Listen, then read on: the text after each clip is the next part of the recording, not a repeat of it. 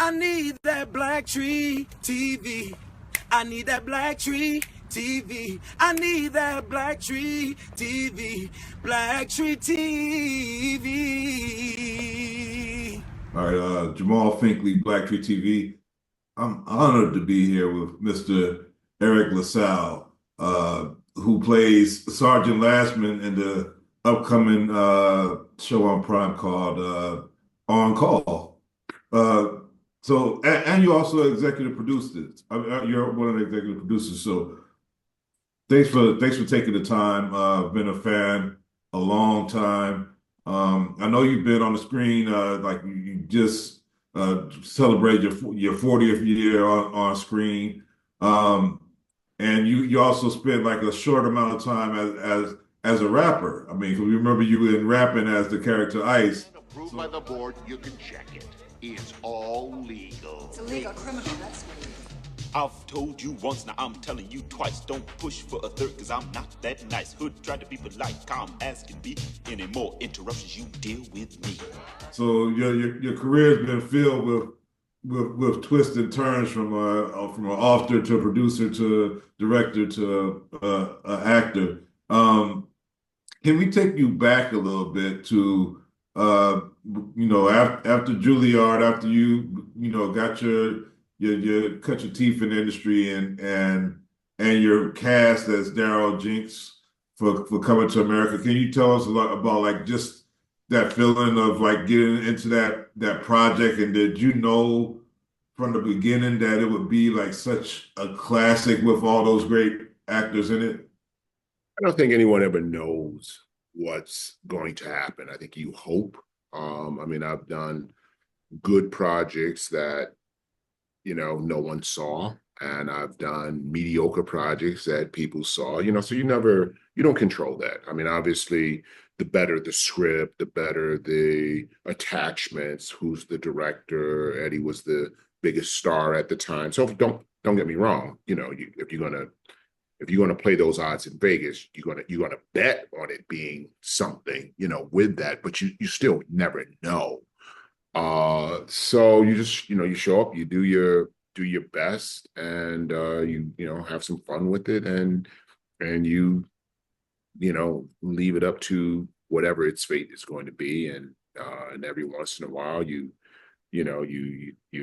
fortunate and blessed enough to be a part of something bigger than you imagine, or bigger than most people imagined, and you take it and you run with it, brother.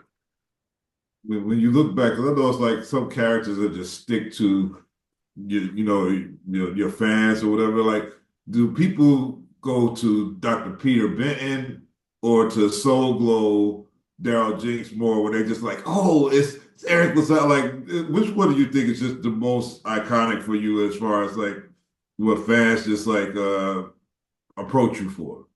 Well, I mean, I think you're blessed if you have one character that's considered iconic. You're very blessed if you end up with two. I think the trend is that I'm iconic to Black people for Coming to America. I'm iconic to others for ER. So that's kind of the balance of it. Yeah.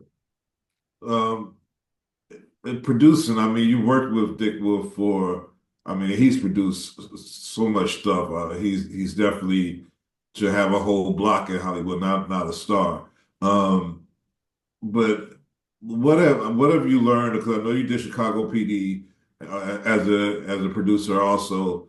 What has working with him taught you about how to create these series that stick to people, and stories that continue to grow and have a life of its own as a series?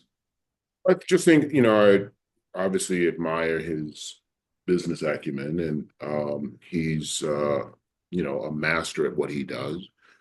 He's allowed me to learn from him and absorb, and he's always thinking, not just one great moment, but how do I multiply that great moment into multiple great moments, and then I'll take those multiple great moments and combine them. So when you have these crossover shows, and we used to do them on Chicago PD with Chicago Med and Chicago Fire, and now they do them with FBI, and when we talk about on call now. The hope, of course, is not that it's not just one, but that this is a franchise that grows. And so I think, to be able to sit back and be in close proximity to someone with that type of vision, if you're paying attention, you learn, you grow. And so I'm really, really happy to be a part of that, and see it firsthand. And hopefully on call, uh, definitely is set up to be able to be a franchise, and not only a franchise, but to be able to function well in other cities. This right now, the first version of it is in Long Beach, and it's really cool. But there are some other cool cities that deal with other different issues and uh, different demographics and different socioeconomic challenges. So I think that, it could be really, really cool. And I think this is hopefully the first of many to be a part of this franchise. And I'm just happy to have been the, director and producer, who, I directed the pilot. So I was able to really shape what the show is visually and cinematically, and what the show is acting, the style of acting, and the truth and the grit. And so to be that fortunate to be in that position is a blessing. So so I feel really good, and I hope to be able to do that with future versions of it, and the rest of the franchise. Hey, Harmon, can you hang back for a sec?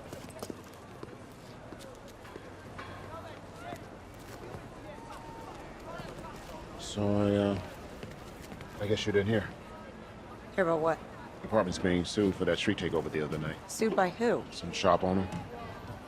When we pulled out, the mob destroyed the store. That was the watch commander's call. No. That was your call. Based on how you framed the situation.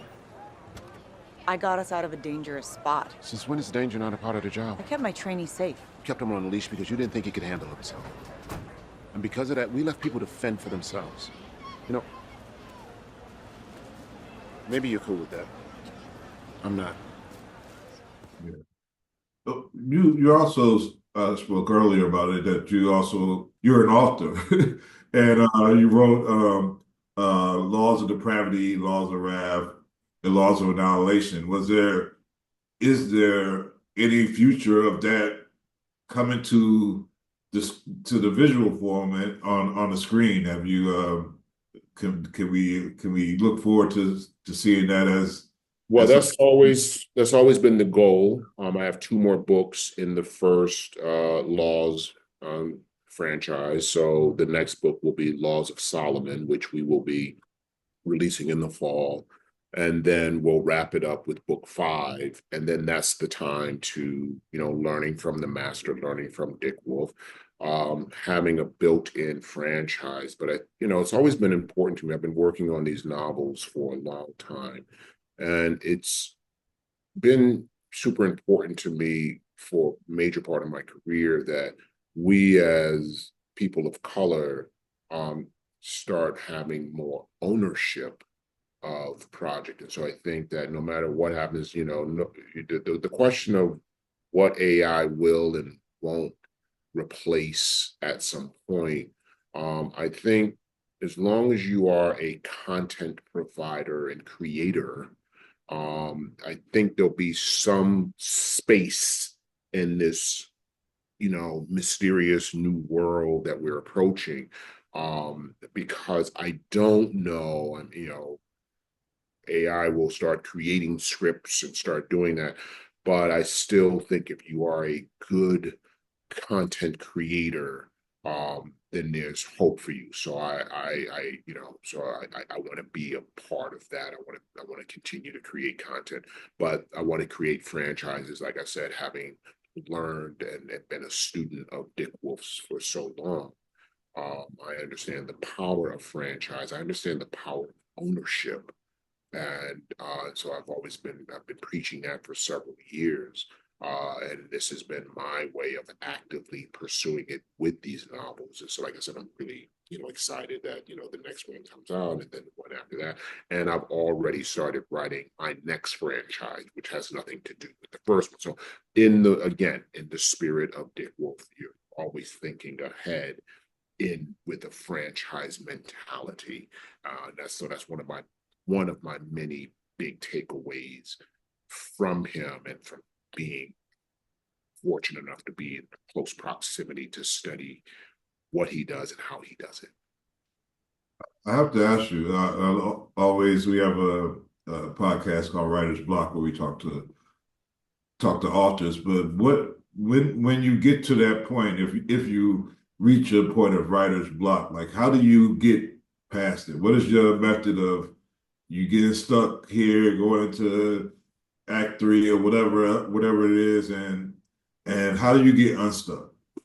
Well, I know this is specifically for writers, but I think it's applicable to many other disciplines. I pride myself in being a student of the game, whatever art form I'm. There are times cinematically, like for instance, for On Call, there were times when you're like, well, what's my visual inspiration?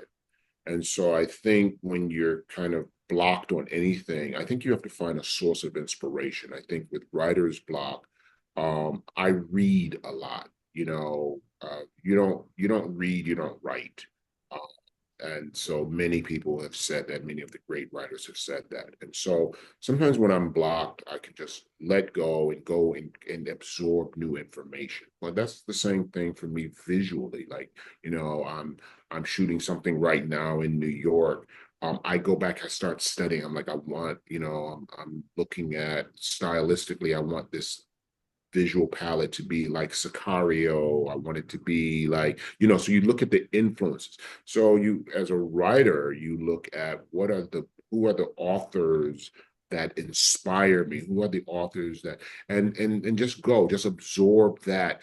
And sooner or later, sometimes for me, it might just be a line. It might be just one phrasing that makes me go, oh man, that was such a great line. I got to get back to writing.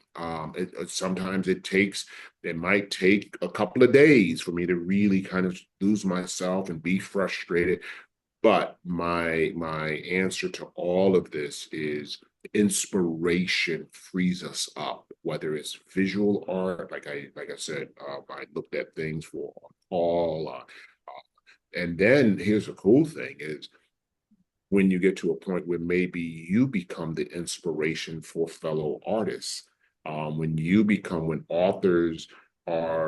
fellow authors are reading my book and they're getting inspired to go back and do their book, when fellow directors are looking at On Call and what we were able to do creatively with that, and go, oh wow, I want to do that. So that's you go from, you never know when your student necessarily, when a student becomes a teacher, and even as a teacher, go back to being a student. So I live in this cycle of being teacher and student and teacher.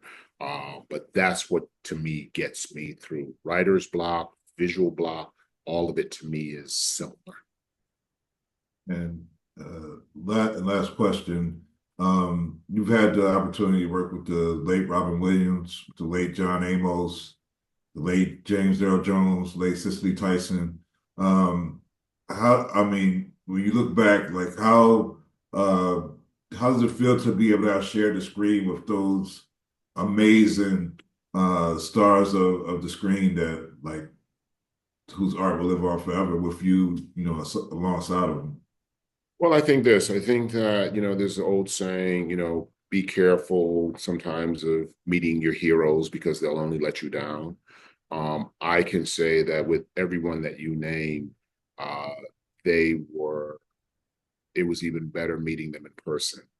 than what their legacy had been, what their reputation had been of being these great artists.